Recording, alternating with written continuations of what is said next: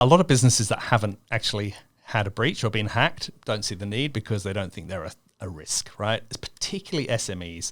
SMEs believe that they're a very small target and not worth the trouble of a hacker. But what they don't understand, almost 70% of all breaches happen to SMEs.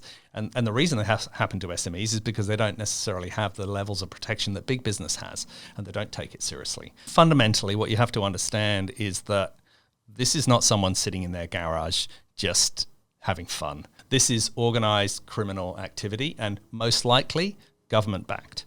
From other governments? Yes. So be pretty suspect if it was the Australian government. Oh, look, I'm sure they've got their fingers in pies as well. You know, it's the new frontier of global competitiveness. You look what's going on in the Ukraine. There's a lot of cyber going on around that.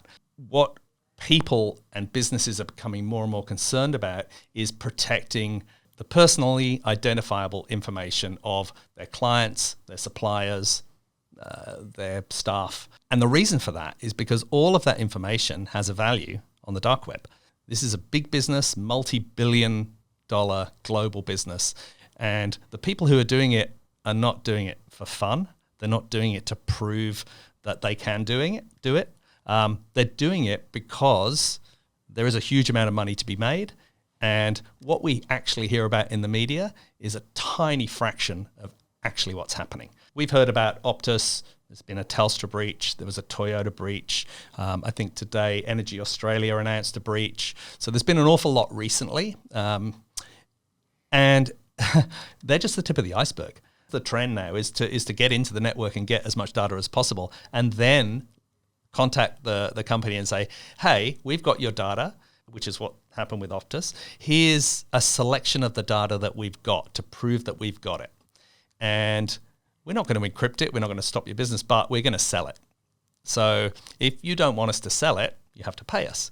Now, of course, there's a massive risk there because they're criminals, right? And they still have it. So they still got your data. So you pay, and then what happens?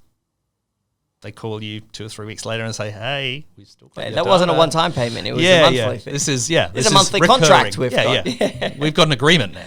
So it's scary, the digital world. Yeah. The best thing you can do is obviously do the absolute best you can in terms of cybersecurity, protection, get the best tools.